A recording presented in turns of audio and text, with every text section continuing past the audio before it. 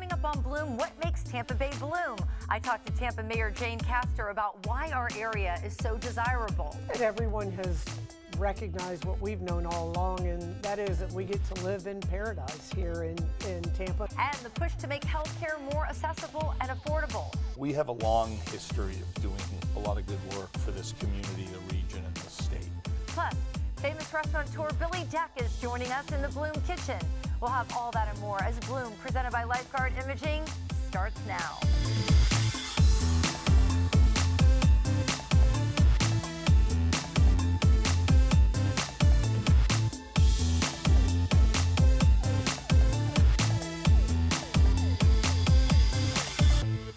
I'm Gayle Guyardo. Welcome to Bloom, presented by Lifeguard Imaging.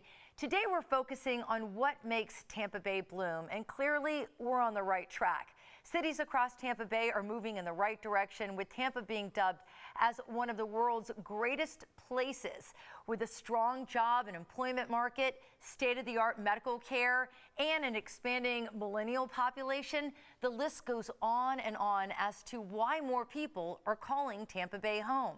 And joining me now is Tampa Mayor Jane Castor, who is playing a big role in moving our city forward. Mayor Castor, it is so great to see you. So good to see you too. So we have all things firing in the right direction in the Tampa Bay area. I mean, we're like one of the hottest places to live in the nation right now. Yes.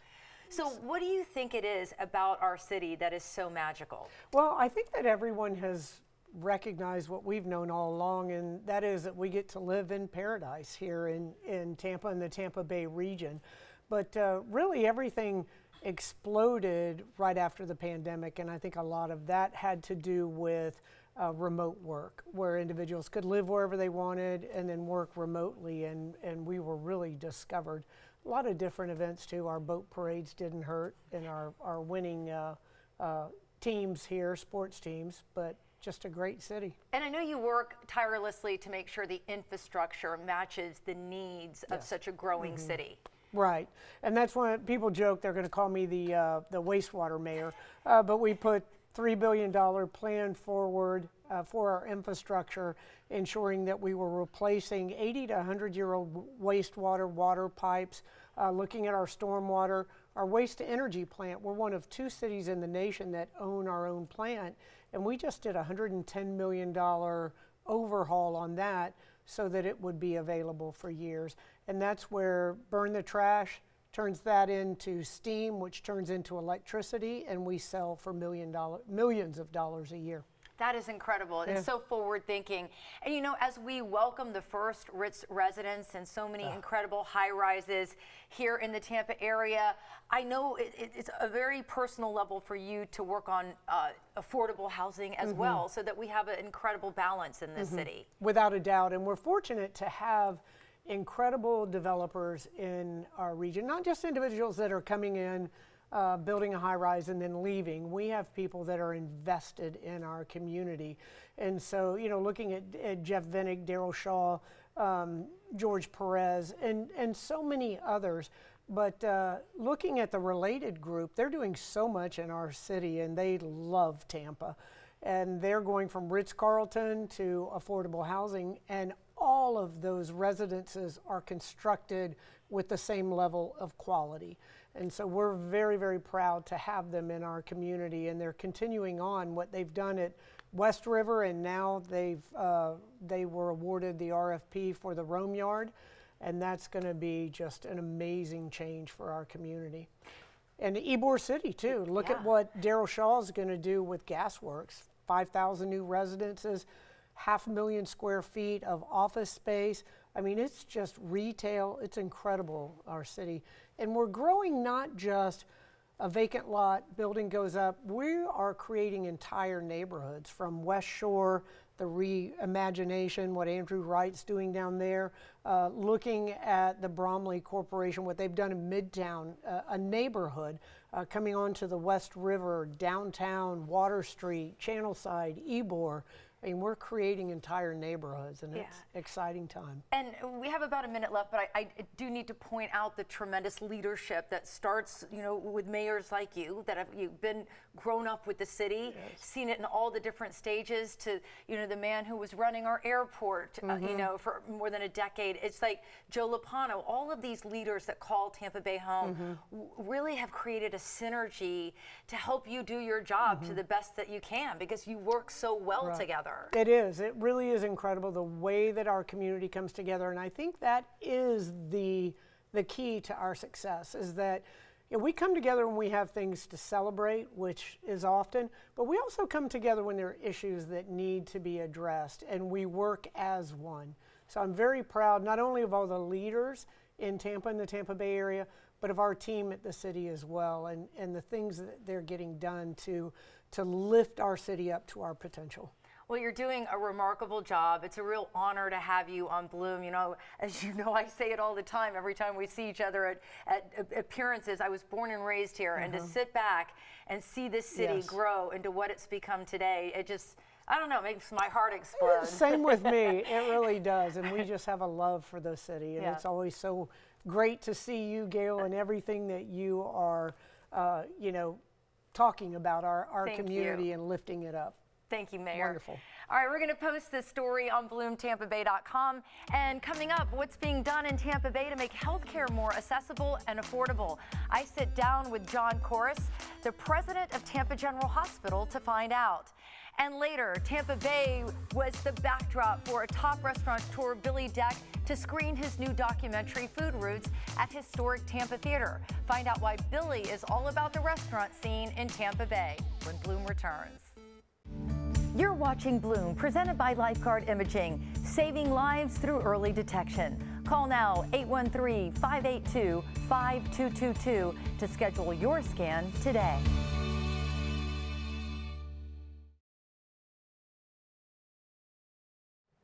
The inaugural Tampa General Hospital State of the Union is in the books, and I had the incredible opportunity to MC and witness firsthand how our region's only university-based academic health system is expanding to make healthcare more accessible and affordable for you.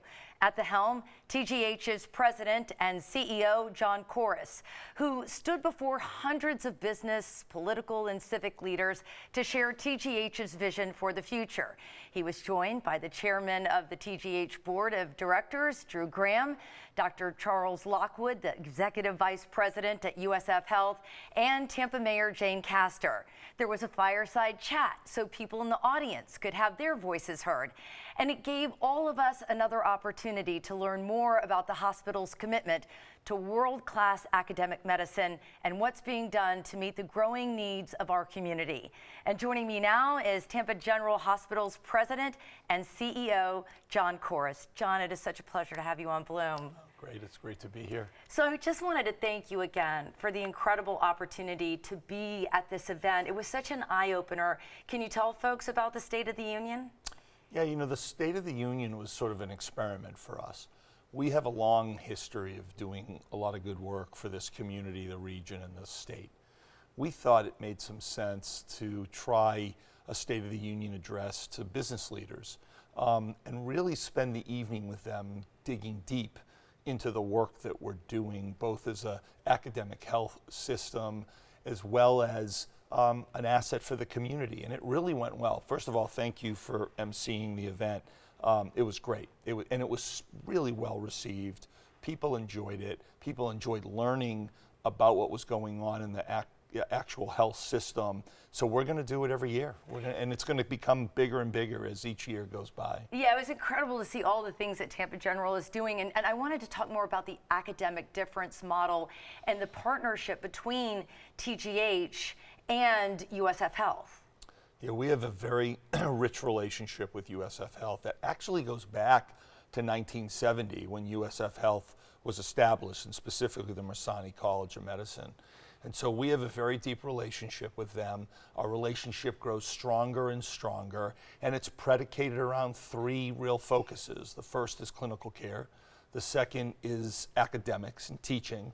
and the third is research. And so we're going to continue to grow that relationship. And how is that partnership strengthening the healthcare workforce and the infrastructure in our region? Well, it's strengthening the workforce and our infrastructure in lots of different ways. One way that comes to mind is our medical and research district. So over the last 5 years, Dr. Charlie Lockwood and I, along with the university president, Rhea Law, have been working on building out a medical and research district right here in the city itself. And so what we're doing is we're bringing together physician scientists, private equity, venture capital, life science, biotech, all together into the city to grow the academic enterprise.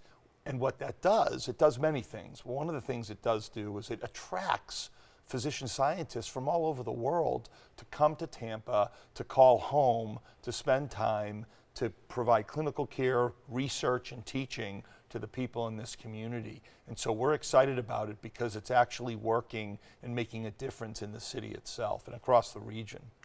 What are some particular recent highlights of the medical system, and what is the vision for the next decade? Well, a couple of particular highlights is one, we just announced this last week. We're in the middle of building a behavioral health hospital that's a freestanding academic behavioral health hospital inside the district itself. It's a collaboration between the University of South Florida, TGH, the state of Florida, and it's bringing to the community both clinical care, academics through our medical students and our residents, as well as research. And that's going to be squarely, that's on Kennedy, squarely in the center of our medical and research district. So we're excited about that. It's going to generate more jobs. It's generating lots of innovation around behavioral health. And we couldn't do it the way we're doing it without the university and without actually the collaboration we're having with the state.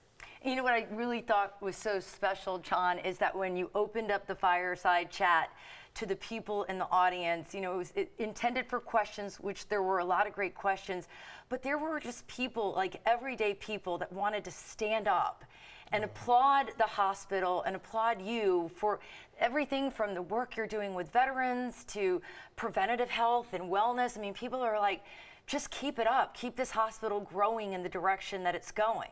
I mean, we have to take care of this community holistically. So you got to think about the care that we provide through sort of mind, body, and spirit. And that's exactly what you witnessed that night. People were getting up talking about the impact that the team is having on on the physical nature of the care that we provide, but also the mental and spiritual nature of the care that we provide through our health and wellness programs. And so our idea, along with the university, is not just to drive world-class academics and research, but it's also to drive world-class clinical care and really take care of the whole person, which is very important to us. And important too, as you cast the net. I mean, the expansion is credible, so you're getting this quality care into neighborhoods where it's needed. And you personally mentioned that accessibility, affordability, access, that's top priority for TGH and USF Health. Absolutely. Last year, as an example of that, last year we gave back to this community and community benefit, which includes care that we provide at no cost to people that can't afford it, a little over $300 million last year. Wow. And we're very proud of that. Also, our footprint is expanding. So we are a Tampa-based organization, but we're also in Hernando County now, we're in Citrus County, we're down in Babcock Ranch, by Fort Myers, we're in Palm Beach County. We're spreading across the entire state of Florida. 6 years ago, we were roughly 7,500 team members and physicians.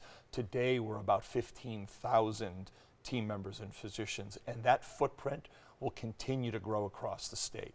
That's incredible. Well, as I said at the State of the Union, you know, Tampa General Hospital is where I was born. It's where I took my first breath. And, you know, I've always said we're so lucky to have TGH in our backyard.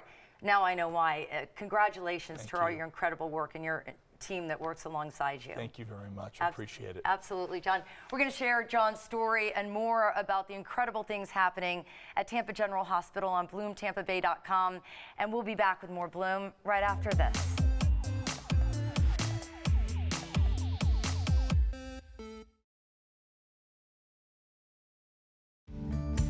watching Bloom, presented by Lifeguard Imaging, saving lives through early detection. Call now 813-582-5222 to schedule your scan today.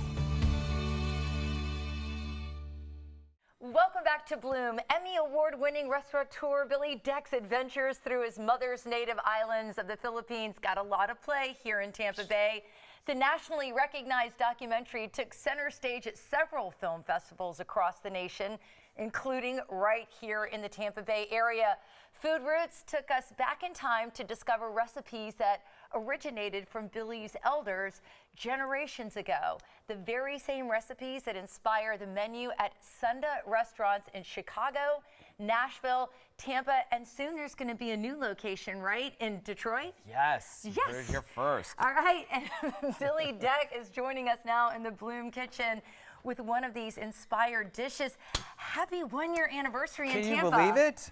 We've been best friends for 1 year. This One is whole amazing. year. I'm so glad to be back. And I'm always at your restaurant. I love it, along with the rest of Tampa Bay. You know, for all restaurateurs out there, making it a year means something. Yes. In restaurant years, that's a lot. And we're just so happy, grateful that it's been so crazy in Tampa. Like, Tampa's blowing up. Tampa, St. Pete, all these folks from all around the area have come visit. And we're just celebrating not just one day, we're celebrating for the entire month of July because Tampa's been so great. So we have all these specials. We're bringing all these things, you know, some of which I grew up on, some new creations, some cocktails, which I made for you right over here. All for the month of July. This one, by the way, is so refreshing for the summer. Yes, it is called a cherry blossom. If you want to partake, you can. Okay, and then I there's can. another old fashioned that I'll tell you about later. But we're making a pancit canton. This is a Filipino dish, but it's a Chinese-inspired Filipino noodle dish with all sorts of really fun, wonderful ingredients that you're going to help me make. Okay, I'm ready. Let's go. Okay, so first off, we're just going to, you can actually throw Okay. those in. Those are just some onions. Whoa. And then we have some lapchung. So lapchung is a Chinese sausage that has a lot of tremendous flavor and fat. And so when you're sweating out the onions along with it, it releases these oils and flavors that really make it extra delicious. And as we do that, you're gonna next throw in some shrimp, Okay. which we have already sort of cooked to make it go a little faster. Okay. The cool thing about the islands of the Philippines, there's 7,641 of them. They're so diverse. There's so many influences from all around the world. And as I traveled back through the Philippines, I would find all these wonderful dishes that my family would make in different ways than we would make in the U.S. because we weren't, you know, growing up here, there's a lot of evolution and a lot of change. So it was really nice to go back to the roots. Yeah, and I got to say, the documentary is amazing. Is it up and streaming where people can still watch it? Because I saw it at one of the... Yeah, you went. Thank you for supporting. You went to Yeah, the of Film course. Fest. So next we're doing egg noodles. Yeah, the documentary is going to be coming out towards the end of the year. We wanted to do a film festival run Okay. in order to really get into the communities across the United States and talk about all the things related to not just Filipino culture and culinary, but to culture and identity and heritage and traditions of all families, all backgrounds, you know? So we've got the noodles. By the way, now we're going to do a canton sauce. Canton is a sort of a Chinese sauce that has everything from fish sauce, hadashi, achote paste, all these wonderful ingredients. And you're just going to cook this off until the noodles soak up all the different flavors from the lapchung and the sauce. And we're also going to put a little oyster sauce in there, which you might have had love. before in Chinese cooking. And again, the Philippines has been really amazing in adopting all of these sort of different flavors from around the world, and definitely from China. All right, next, to make it all healthy, we're gonna throw some vegetables in there. Yes, you have some Napa cabbage. You could do the bok choy, which is another very well-known Chinese ingredient. You have some carrots there. Look at the beauty. Are I you love seeing it. the beauty here? I love it. It's just coming to life with all kinds It's of coming colors. to life, yes. And you know, we have these incredibly high, that you're gonna hold that, Oh, we're gonna do okay. at the end. I'm just tossing things. Yeah, just throw everything in. But yeah, and so, you know, you can make this at home just like we are on this burner right here. But you know, sometimes in the restaurant, it's a much higher heat and you see fire all over the place. But it just like we're using here, you can do this at home. I love it. Yeah. I love it. Well, I'm so grateful. I mean, the whole show today is dedicated to what makes Tampa Bay bloom. And without people like you investing in our great city, Yes. you know, where would we be? Well, Tampa is really evolving at the highest rates ever. I mean, we're all over the country, you know, looking at new spaces. I've always wanted to come here because my mom was in the islands of the Philippines. I visit her family there, and then my dad's family was all here in Tampa and St. Pete. So I've been coming here my whole life, and I could not have expected anything better than this. The staff at Sunda Tampa is amazing. They're still with us from day one. The customers, it's like everyone knows each other. It's like a party every night, and everyone is just so kind that it's just lovely to be thriving here, so much so that I just want to be here more and more. We want you Yes. here more and more, and we will be celebrating with you when you're in the All of entire July, month of July. yes. We'll be there. And what we're going to do is we're going to share these recipes on Bloom. Oh, I didn't have my mocktail. Yes, that one has Cheers. some ginger, lemon, orange juice, so basically it's pretty healthy, although it's a gin cocktail. And this one, or I mean a mocktail, and this one is, you would never believe, this has orange peel, plantains, oxtail, fat washed, scotch with a banana. All right, yeah, I'll have to it's- drink that after the show. Yes. We'll be back with more Bloom right after this.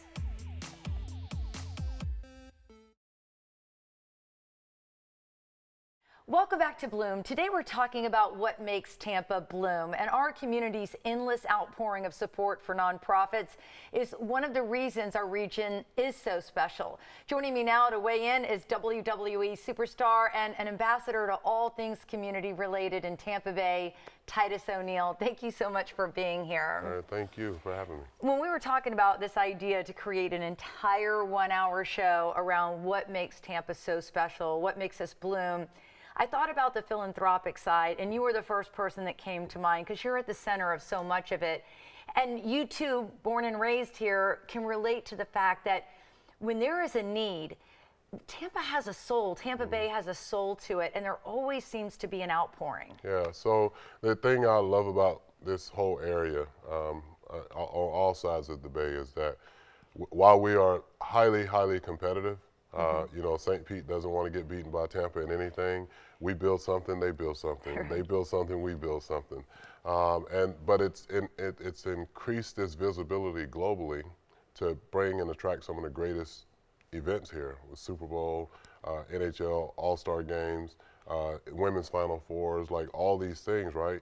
And so as we, you know, that have been here for a few years, recognize all this prosperity that the city and the area has gained, we also recognize the fact that at its core, Tampa is a giving community. When it's time for us to come together, we all come together. So yeah, of course, the Bucks and the Lightning and the Rays want to sell out their season ticket holders, but they'll engage all their season ticket holders when it comes down to supporting nonprofits like Metropolitan Ministries, or Starting Right Now, or my Bullet Family Foundation, or Pediatric Cancer Foundation, or whatever it is.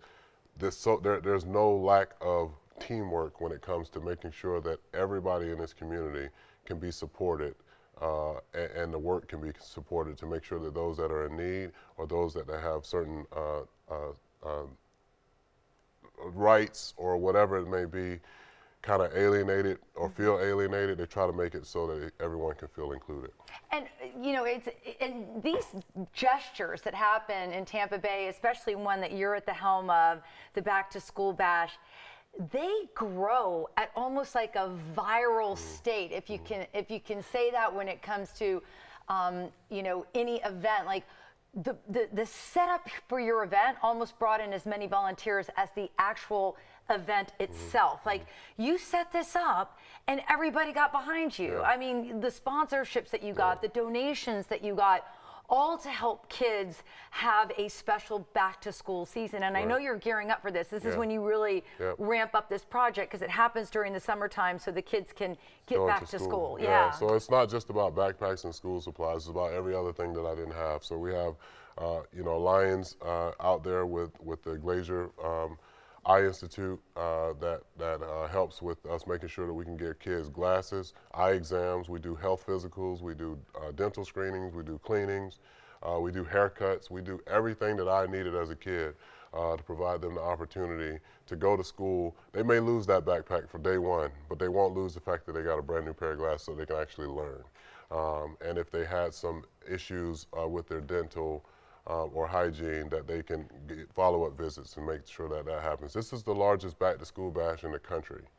And I didn't know that, you know, as I was sitting down trying to put it together. I just wanted, you know, I knew everybody knows I want to do stuff big, but I didn't realize it was the largest back-to-school bash in the country. 30,000 backpacks to kids. We have average of 40 to 45,000 people attend. We feed everyone, and again, it's a free event.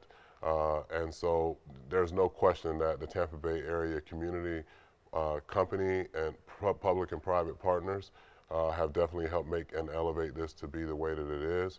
It is a vision that I sat down with 6 years ago in the office of Brian Ford and the Tampa Bay Buccaneers and said, hey, how can we come together and collaborate on something special? And here we are going into our 7th year, the largest back-to-school bash in the country. You know, I'm not just saying this to suck up to you. I've known you for many years, but when we talk about what makes Tampa bloom, it needs leadership like yours with a vision. Like you even did the same thing, and this is something I brag about when it comes to you all the time, and that is you even had the vision to turn a failing school into a thriving school at Slide Middle Magnet. Same thing. You came up with this vision, and everybody got behind you, and you turned it around in 1 year's time, Titus. Like if there were more leaders like you in our community, you know, these exciting things would be happening nationwide. Tell us a little bit about this passion project. Yeah, so it's continuing to grow actually. Now I think we're on pace to become a B school this year, which is phenomenal. A school that was for years an F school, underperforming school, and with the possibility of it being shut down, along with the elementary school behind it, Foster Elementary, and being able to institute some things that created culture. Obviously, the facilities are second to none now. Putting a turf field and a track there. We have a street hockey rink there. We have a brand new innovative wing that has a television production studio in there, which I want to get you over. I'm make ready. sure that we can work with these students and that have aspirations of being in journalism and film and things like that. We have a mental health and wellness space called the Zen Den.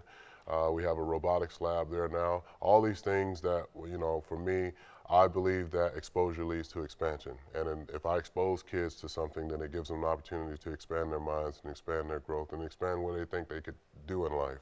And so obviously I'm not a one-man show. It takes a huge team. I got a great board with my foundation. I got a great group of corporate, public, and private partners. But most importantly, I got an awesome group of administrators and teachers on that campus that understand that excellence is the standard. It's not an expectation, it is a standard. And when you relieve yourself of, you know, wanting to reach people's expectations and just live your life based on standards, it makes your life so much easier.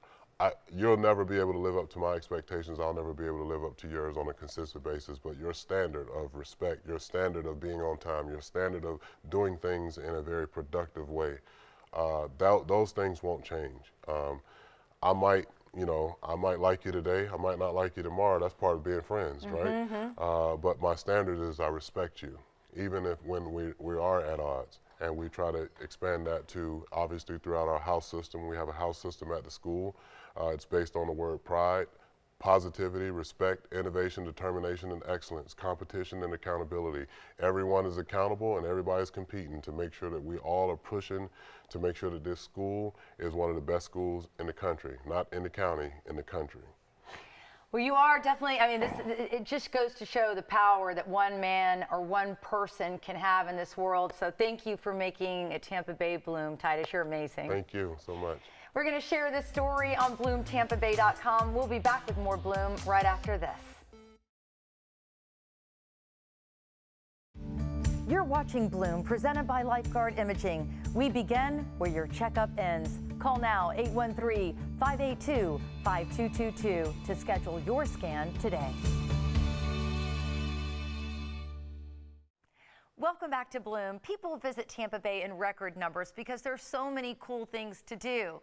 I went off the beaten track to find a local experience getting a lot of buzz.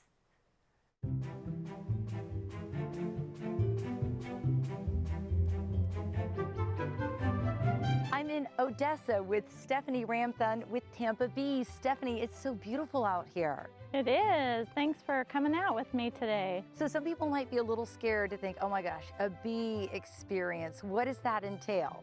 So learning about the bees first, and then we put on our bee suits and go through the hive together. And I'm completely safe in my bee suit? You are, if you follow all the rules. Oh, she just stung me. Did you see that? Did she? The stinger's right there. Did she get you? I don't feel it. They can sting the gloves, and the gloves are too thick, Well, so you can see the stinger. It's actually still pulsing. You can see it wiggling. It's still pumping venom. Do they die after they sting you? Not immediately, but probably in the next day or two. Yeah. We never get into our bees without lighting our smoker, and there's a reason for that. So bees operate off of pheromones. Everything in the hive operates off of pheromones. They know how to find mama because she smells like she smells. They know that they're upset with you because when you get into the hive, they get a smell that's an angry smell. So it smells like bananas. And so when you're using your smoker, you're covering up all those pheromones, the mad pheromones. They don't smell that, so it keeps them calm. We look for pollen, we find nectar, we find honey. They're very calm, so this is a good time of day to be in them because they're mostly busy working. So here is a good example of honey here, which is, you know it's honey when it's capped with wax. This is nectar. It's not honey yet because they need to dehumidify it. So nectar comes in a much higher moisture content from the flowers, which the bees actually prefer. So when we're taking honey, we're not taking their favorite food. We talk about how nectar becomes honey and how they can't eat pollen right from the flower. They have to make bread first, and all of those things that go on in the hive, like all the different roles of the queen and the worker bees and the male bees. Oh wow, what's that? So that's the queen cage. So when we're introducing a new queen to a hive, that's how we do it. So I can have another hive make queens, which I do, and then I can bring her over here and I put candy there. They'll chew her out from here, and then she can climb out. The queen, she's very busy laying her 2,000 eggs a day right now. That's all she does. So that's her sole job. She doesn't make decisions that are important to the hive. We look for a baby hatching. She's hatching. So you can see her head, her little antenna sticking out right there. And she's chewing her way out. The workers are the ones who are the brain, so to speak. So if you think of a hive like a body, individually they're insects, they're cold-blooded, but as a unit they are warm-blooded and they function as a body. So you've got your brain, which is like your worker bees, they're going and getting the food, and then you've got your bees in the hive taking care of all the babies that the queen lays. And then you've got the male bees who are like the reproductive part of the body. So they're passing on genes to the next bunch of bees coming along. They all just work very closely together. A lot of bees. Yeah. In addition to that, you actually harvest honey from the bees, and you say all honey is not created equally. You can tell just by the shade of it. Right. So different varieties of honey will have different colors. So if you're at the grocery store and you look and you see, you know, this one's palmetto and this one's orange blossom and this one's wildflower, and they all have the same color, you know they're not telling the truth. That is really interesting.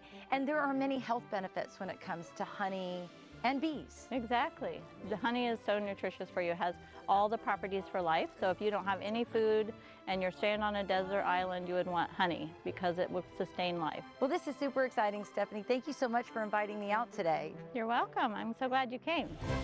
A lot of bees. Yeah. It was an amazing day. I bought some of that honey. So good. I put it on my toast every morning.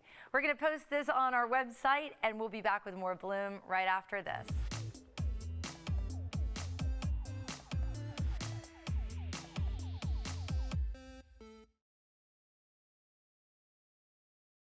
From mocktails to de-alkalized wine, the numbers show more people want to drink less. Joining me now from Predolina is sommelier and general manager Mark Hofer. Mark, welcome to Bloom. It's such a pleasure to have you here. Well, thank you for having me. It's a pleasure to be here. So there's a huge trend going on right now of people wanting to drink less, even if they're alternating with mocktails. Absolutely. I think for a number of reasons. Anything from my wife right now who's 7 months pregnant. We're expecting our first child. You know, you don't want to just go out and have a soda or a water or a tea. Sometimes you want to join in the fun. People are also, I think, way more conscious of what they're putting in their body now than they were even 5 years ago. They want to have things that aren't packed with high fructose corn syrup, that are curated and really fit the cuisine that they're dining on a Tuesday night when they have to be at work at 8 a.m. the next day and they don't have the time to sleep it off, so to speak. So I think the trend is great. It's also driven by the development of these non-alcoholic spirits that give you the chance to really build a cocktail without it just being juices, right? So I'd love to show you one of ours at Petalina. Yes, absolutely. We use Seedlip. It's their Notas de Agave. So we're building what would be a, a tequila or a mezcal cocktail. Right. We're going to start our build with 2 ounces of that, so a pretty even pour here. Now, this right here that you're starting, is this the non-alcoholic version of that? That's exactly correct. Okay. So it is agave-based, Okay. but then they just don't distill it. It's distilled and then they remove the alcohol. All right. So after that, we have our house-made, this is a sumac syrup. Sumac is a very floral, pretty flavor. It's actually a flower that's part of the cashew family, used throughout the Mediterranean. We're going to do about 1.5 ounces of this. Now, is that something that you would use in a regular cocktail as well? You're using the same pure type ingredients? That's a great question, and it's exactly what we're doing. Next, I'm going to do 1.5 ounces of lemon. This is actually the exact same cocktail build that we have for a cocktail on our menu that we just call the Mati. We call it freely because it's free-spirited. It has no alcohol, right? So we've used the exact same cocktail build. We just substitute out the non-alcoholic alcohol or spirit so that you don't have to have that alcohol in your drink, and then you're good to go and you get that same flavor profile. You're not missing out on the flavor just because you don't want to be hungover the next day. Okay, So, I love all right, it. Let's get some shake on, Let's right? do it.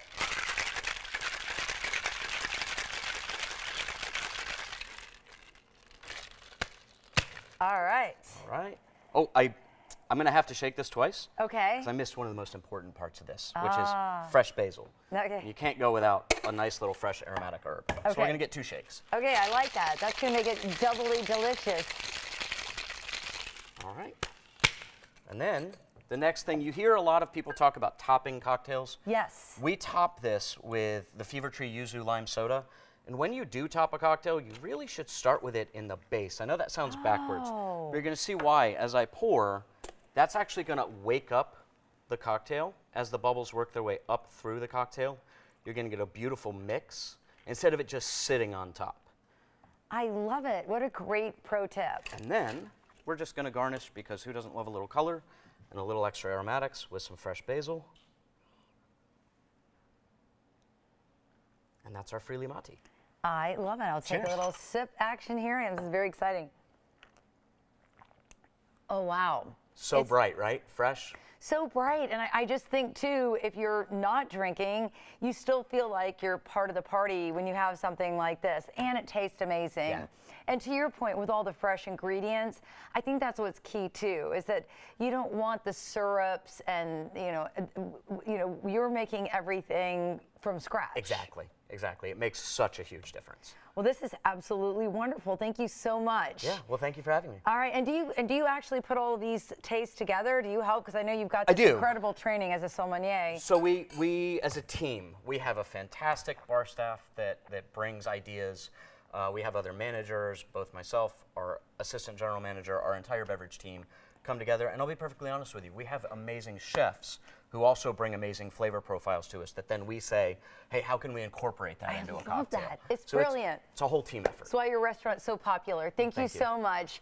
We're going to share these mocktail recipes on bloomtampabay.com, and we will be back with more Bloom right after this.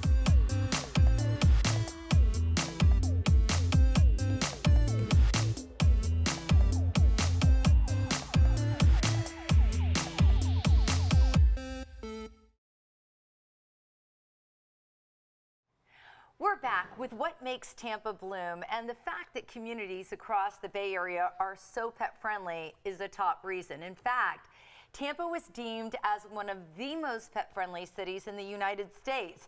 Joining us now with more is lifestyle expert Anastasia Turchetta. It is so great to see you. Thank you for having us back on. We're honored to be here. Yeah, and Gibbs is here as well. He'll be making cameos throughout the entire. Oh, there he is right now.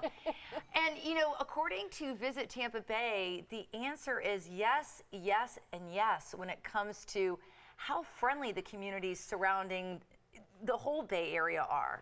It is so amazing to see just how happy and friendly everybody is. And the more that we get our pets out and the more that we meet people, it's just truly, it's an environment where you feel that you can take your dog with you anywhere, from restaurants to breweries to cafes, places inside that you may not have thought of at first. And you're like, okay, I'm just gonna, you ask. But what's great about Tampa Bay is we don't have to do that. It feels like everybody is so dog friendly. They're like, bring your dog. They make you better people. It's true, it's true. And they even like put out water bowls all over. You can dine al fresco.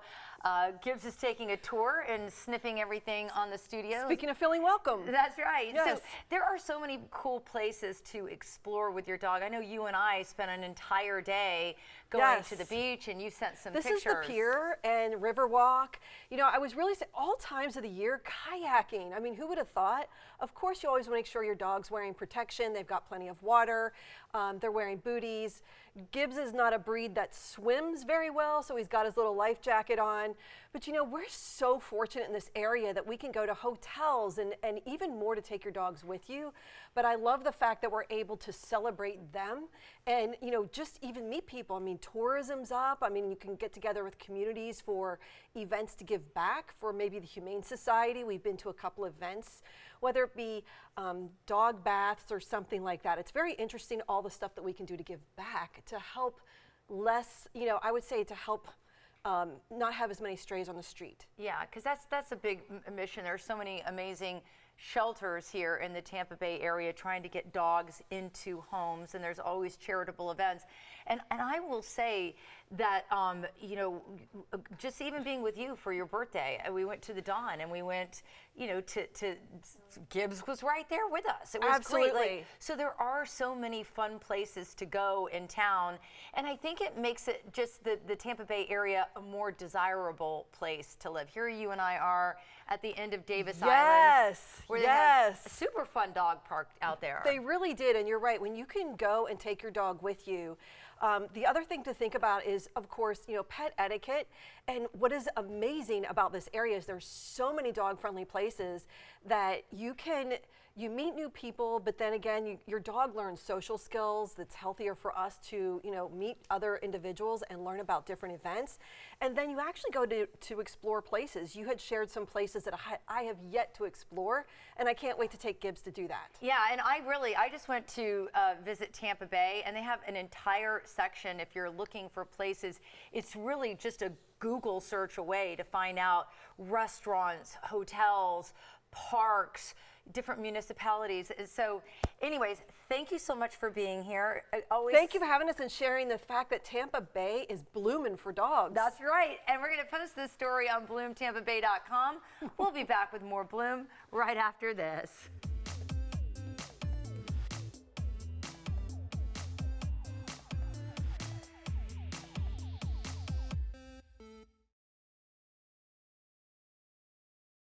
We hope you'll tune in again on the next Bloom presented by Lifeguard Imaging.